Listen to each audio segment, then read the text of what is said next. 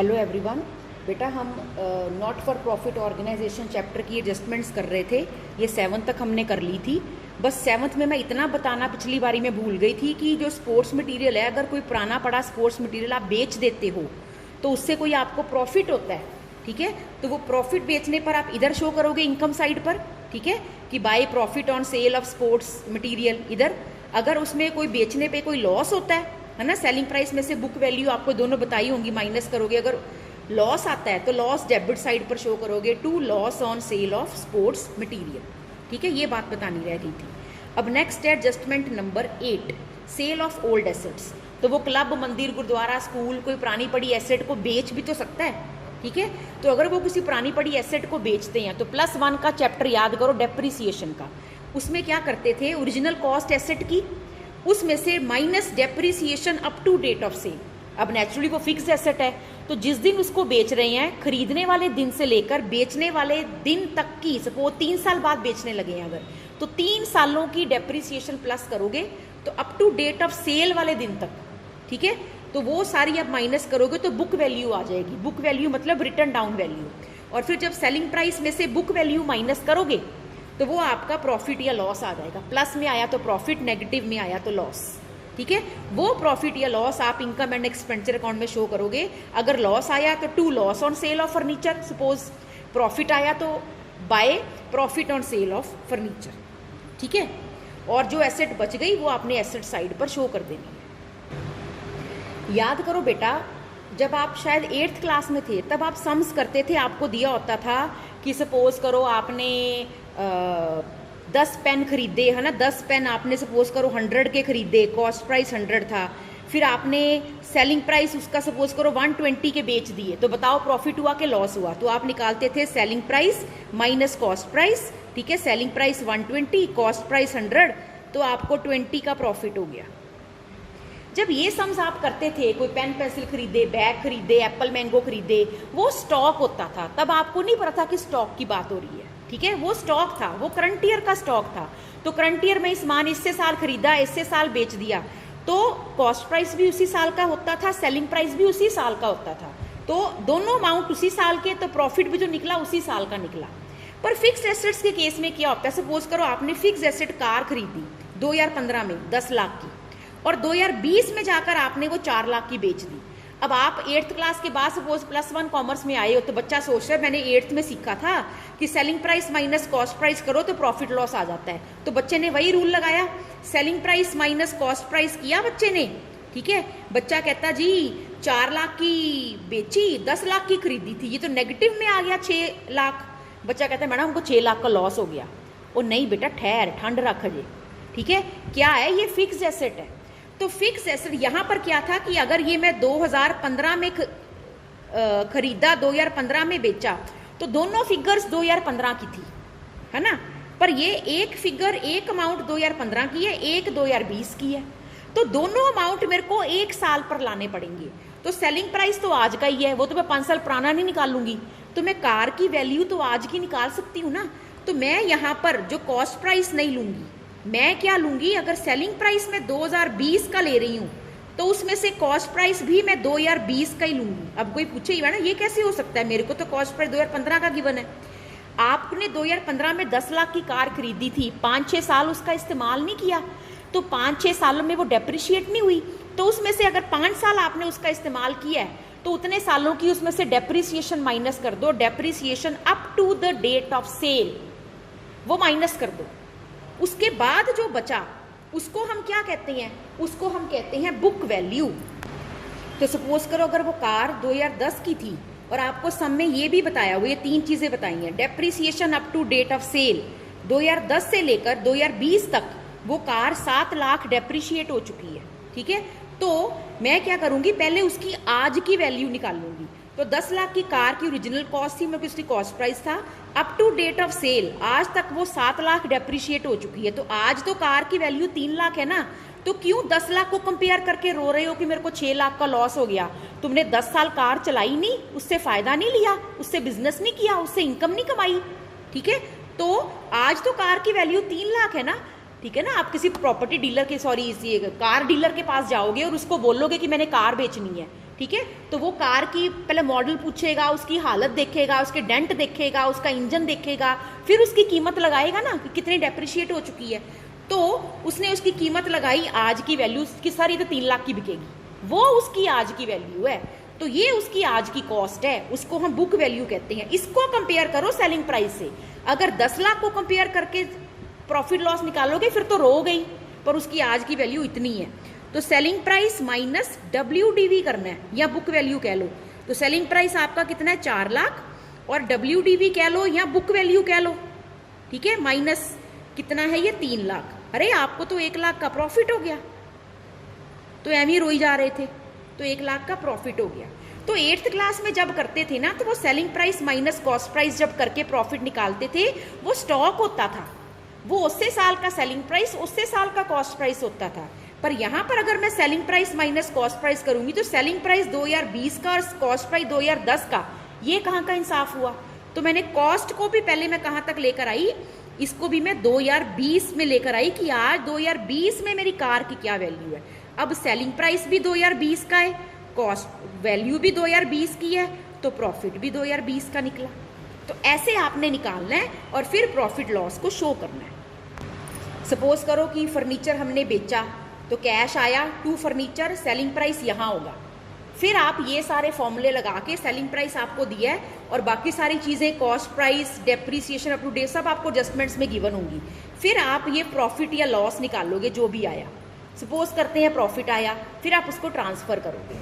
अब वो प्रॉफिट कितना आया वो सम की सारी एडजस्टमेंट्स पे डिपेंड करेगा, ठीक है। वो प्रॉफिट आप क्रेडिट साइड पे लिख दोगे, लॉस आया तो इधर लिख दोगे, to loss on sale of furniture. Next है point number 9, sale of old newspaper. अब पुराना जो न्यूज़पेपर पड़ा है वो तो रद्दी हो गया ना, तो वो जो आपका न्यूज़पेपर रद्दी हो गया, तो वो न्यूज़पेपर की जो सेल है वो आपकी सिंपल रेवेन्यू इनकम है, ठीक है। वो आप इनकम साइड पे शो करोगे। तो रिसीट साइड पर जब आपने वो न्यूज़पेपर खरीदा होगा, तो वो यहाँ आपका पेमेंट साइड पर होगा, जब बेचा होगा तो इस साइड पर होगा। जो न्यूज़पेपर आपने खरीदा वो इधर होगा, पेमेंट न्यूज़पेपर टू कैश, ठीक है, उसको आप एक्सपेंस में शो करोगे। खरीदा इधर, बेचा इधर, सेल ऑफ ओल्ड न्यूज़पेपर। कोई प्रॉफिट लॉस नहीं निकालने बैठना, ये कोई फिक्स एसेट नहीं है। अब नेक्स्ट है सब्सक्रिप्शन। तो जो सब्सक्रिप्शन की इनकम आपने रिसीव की, वो इनकम कैश अकाउंट में या चेक से रिसीव हुई, तो वो यहाँ पे रिसीट साइड पर होगी। और अगर वो करंट ईयर की इनकम है, अगला पिछला उसमें कुछ इंक्लूडेड नहीं है, तो वो करंट ईयर की इनकम में आ जाएगी इधर बाय सब्सक्रिप्शन। बाकी मैंने सब्सक्रिप्शन पर अलग वीडियोस भी डाली हैं, वो आप देख लेना। और अगर कोई आउटस्टैंडिंग सब्सक्रिप्शन होगी तो वो एसेट साइड पर आ गई। एडवांस में रिसीव हो गई होगी तो फिर वो लायबिलिटी है, क्योंकि वो इनकम रिसीव्ड इन एडवांस हो गई। नेक्स्ट है ऑनोरेरियम। ऑनोरेरियम क्या होता है कि फॉर एग्जांपल हमने किसी गेस्ट को बुलाया है ना, कोई इवेंट करवाने के लिए, या किसी गेस्ट टीचर को बुलाया कोई लेक्चर दिलवाने के लिए, है ना, कोई सेमिनार ऑर्गेनाइज करवाने के लिए, तो उसको जो हम पेमेंट कर रहे हैं वो आप ये ना कहो कि हम उसके कंपनसेट कर रहे हैं, वो सिर्फ एक टोकन ऑफ ग्रेटिट्यूड है, थैंक्स करने के लिए उसका जो उसकी पेमेंट कर रहे हैं उसके ऑनर के लिए, उसको ऑनोरेरियम कहते हैं। तो जो हमने पे किया वो नेचुरली रिसीट एंड पेमेंट की पेमेंट साइड पर होगा, और ये एक्सपेंस बन के इनकम एंड एक्सपेंडिचर की एक्सपेंस साइड पर आ जाएगा। इस तरह देखो, फॉर एग्जांपल 15,000 पे किया, honorarium to receipt and payment account, मतलब टू कैश गया, और इधर एक्सपेंसेस में शो कर दिया टू ऑनोरेरियम।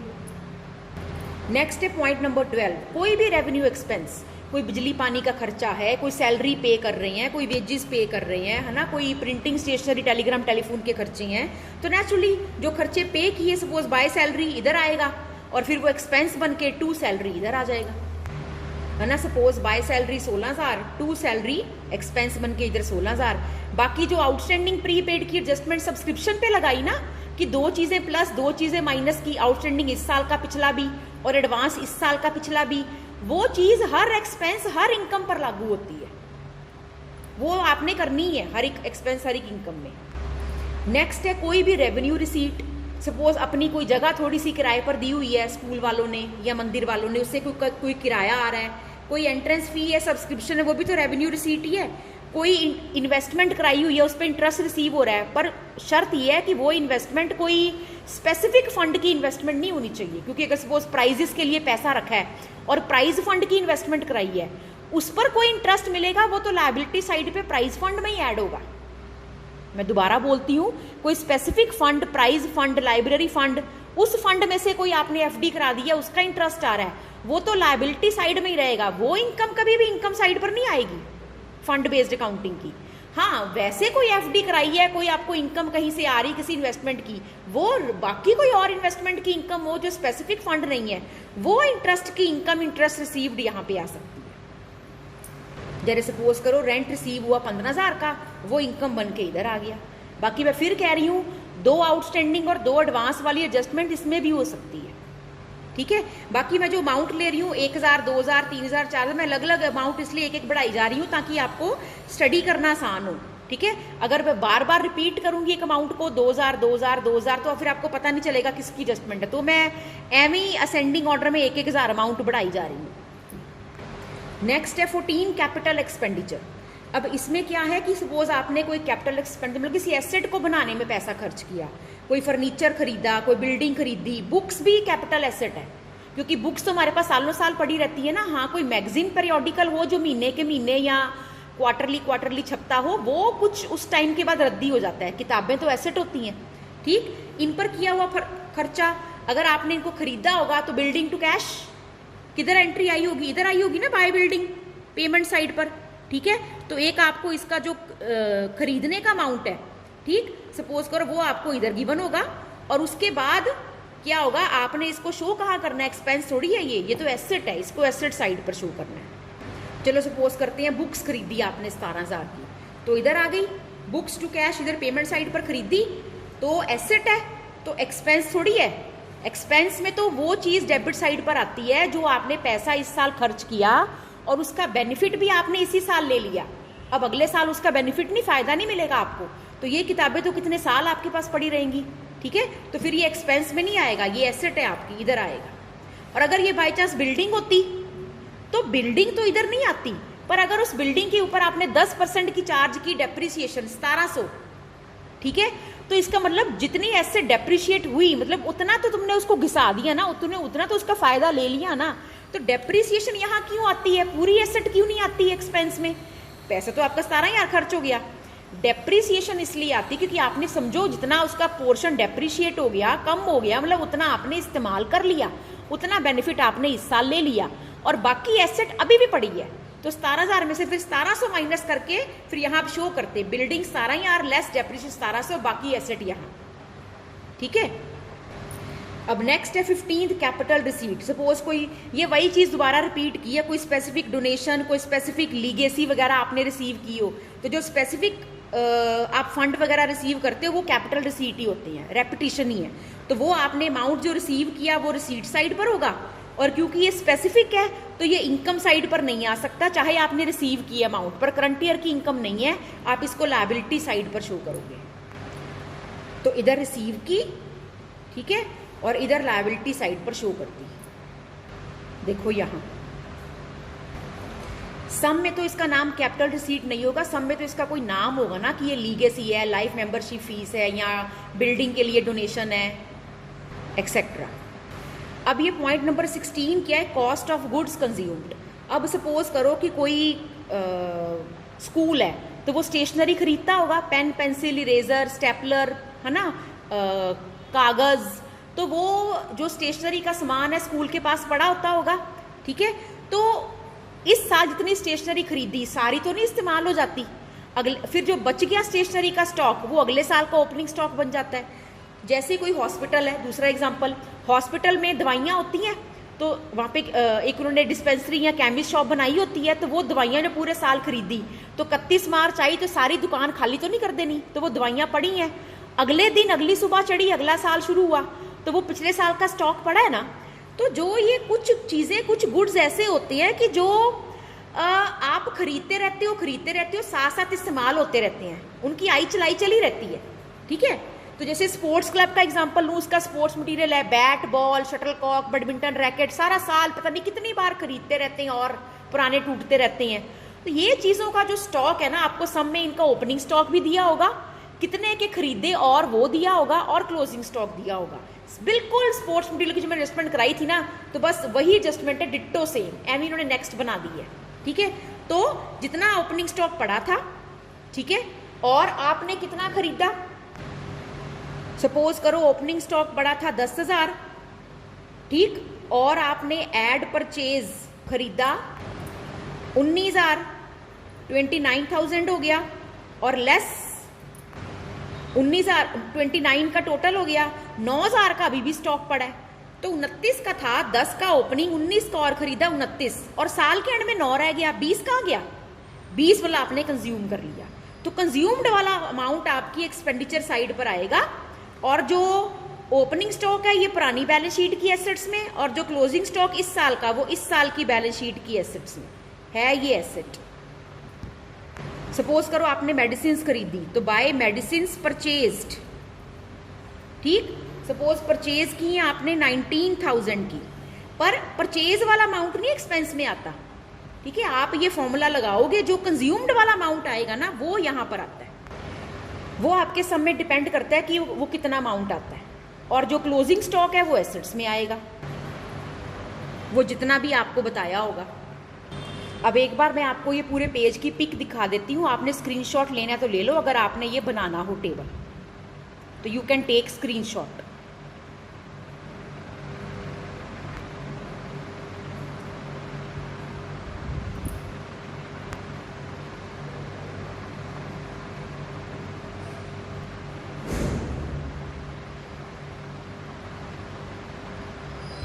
हाँ जी बेटा, इस पेज का भी आप स्क्रीनशॉट ले सकते हो, ठीक है, मैंने आइटम के हिसाब से नंबरिंग कर दी है, आपको पता लग गया कि किसकी एडजस्टमेंट कहाँ कहाँ जानी है, और ये बैलेंस शीट में, ठीक है, आप इसका स्क्रीनशॉट ले सकते हो। थैंक यू बेटा।